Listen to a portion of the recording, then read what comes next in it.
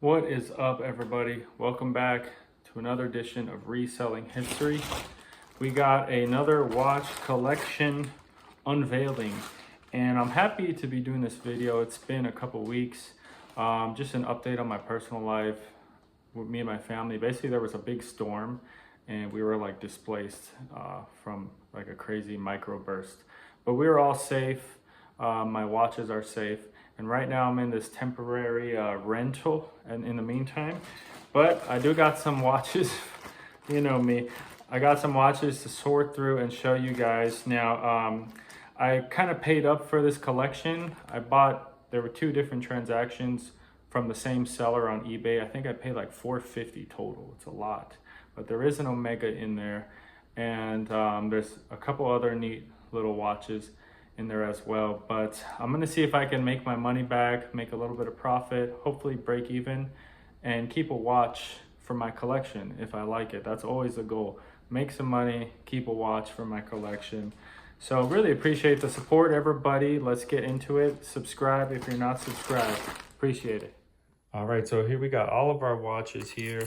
And there are a lot of parts watches in here, I'm pretty sure of it. And there are some cheap quartz watches as well. And I'm always looking for these expansion bracelets. This one's a little bent, but they're always good to have in case you come across a low-cost watch that you need to sell and you need a band for it. Here's a Jules Jorgensen. That's a quartz watch. And this is a Lord, I think that's Lord Samford. Never heard of that watch company before. It's pretty scratched up on the back. Let me see if this works. And this one is not running at all, so that's going to be another repair watch. And yeah, there's like a Loris. These are the pretty inexpensive watches right here. Nothing special. Just some stuff to lot up together, maybe keep a couple of the bracelets. All right, next up on this watch collection, we have, what is this watch right here? This is a just a Hong Kong movement, Crimson Tide. So that's like a little, I think that's a college football watch. And we have a nice Bulova watch with some driver lugs. This is probably from the 1950s L2. I think that means actually 60, so that's probably 1962. And unfortunately, this is not running as well. So that's going to be another parts watch. And I've always been kind of intrigued by why this happens with these burnt crystals. I'm not really sure why this happens. It has something to do with maybe some sun damage or the crystal being made of kind of like a plastic material. But I think this says Parker watch. It's a nice Art Deco style watch. Unfortunately, it's missing the crown, but it's got a kind of rose gold bezel to it. That's going to be a parts watch. And here we have, oh, this is nice right here. This is a Waltham. This is going to be another parts watch. It's not running. It's missing the seconds hand. That crown is kind of looking a little funky as well, but it has a really cool, like kind of like a bullseye dial, I guess, 1940s Art Deco dial. That somebody would probably like to restore this. So that's a neat looking Waltham for sure. We also have another Art Deco watch. This is, I think this says Hallmark. Yeah, I think that says Hallmark. Some of the letters are kind of worn off, but this is a interesting little bezel it has. You see it kind of curves down like that. That's why I love 1930s and 40s watches. They just have so many different little designs and styles that really can make it stand out. It does seem to be running. I'll test this for accuracy, but that dial is pretty worn, but I'm sure somebody would still appreciate this watch. All right, next up we have Tugaris watch. Self-winding, so it's an automatic 17 jewel Inca block movement. This is an interesting watch. I've never heard of this watch company either. It seems like it's good quality, Swiss made. And unfortunately, this is not running as well. But if any of you guys know a little bit about this watch company, let me know in the comments. Tugaris, never heard of it before. And it's just a good watch brand. All right, we got a couple good watches here. So this is a vintage Hamilton. And I love that dial. That's kind of, and the case, it's kind of like a TV style dial and case. It's got a little decent band on there that's, it's a little worn, gold plated. But Hamilton, it's probably the or one of the best watchmakers out there. I always love the look of Hamiltons because each Hamilton, they made watches that really stand out from each other, especially compared to some other brands. You know how some brands would mass produce a bunch of watches that look very similar? Well, Hamilton, they made a lot of really unique designs that really embody the era they're from. And this is a gold filled Hamilton right here. But this is super neat, you guys. It's not in the best condition. It does seem to be running, but pretty cool. I'll test that for accuracy. And next up was this little interesting watch right here. This is a Alsta watch company.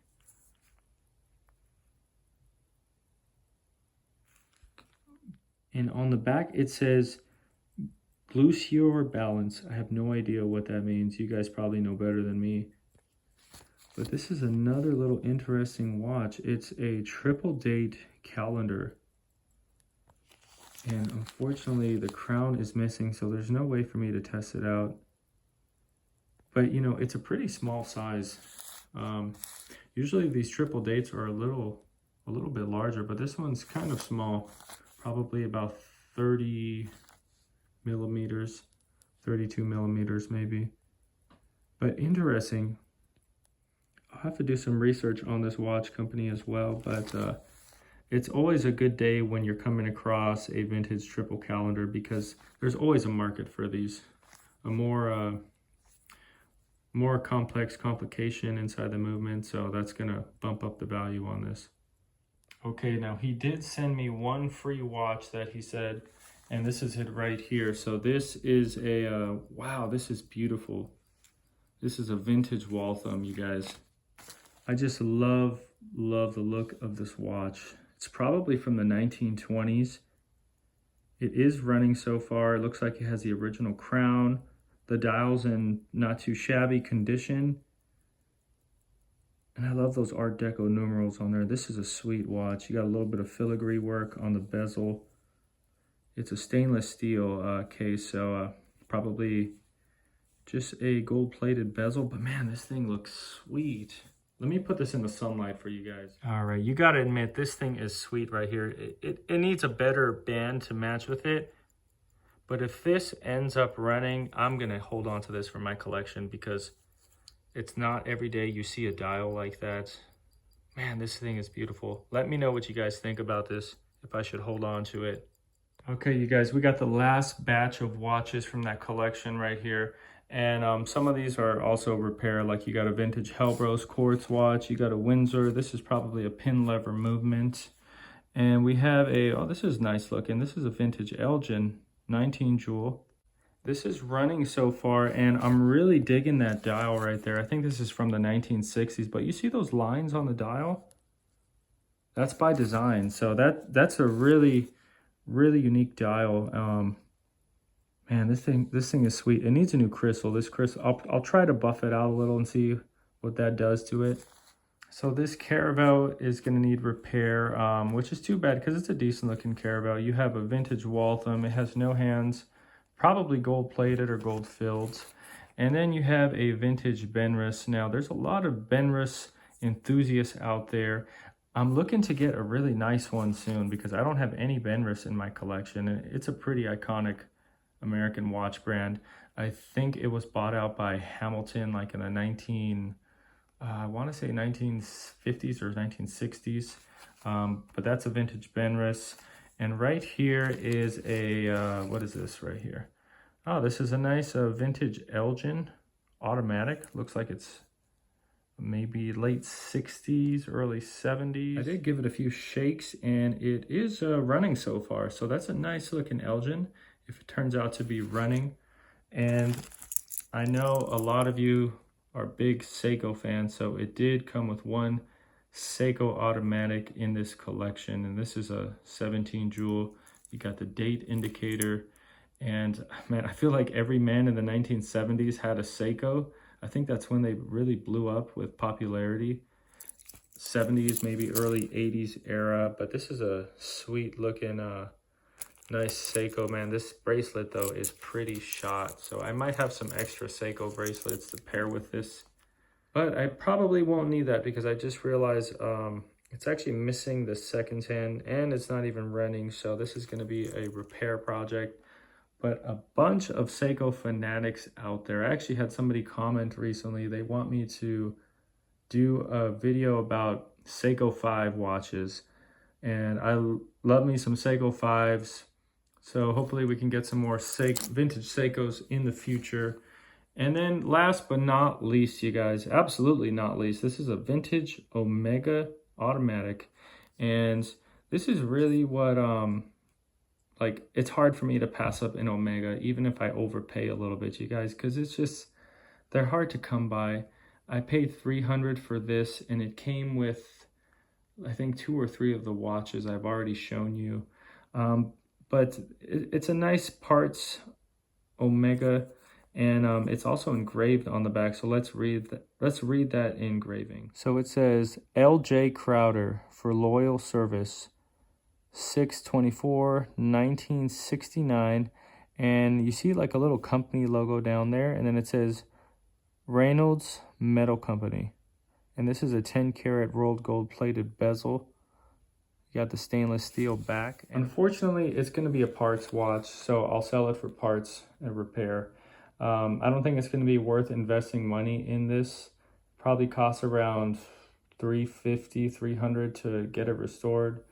Now, I need to learn how to start doing this stuff myself to save me money. Okay, so quick recap. That is everything.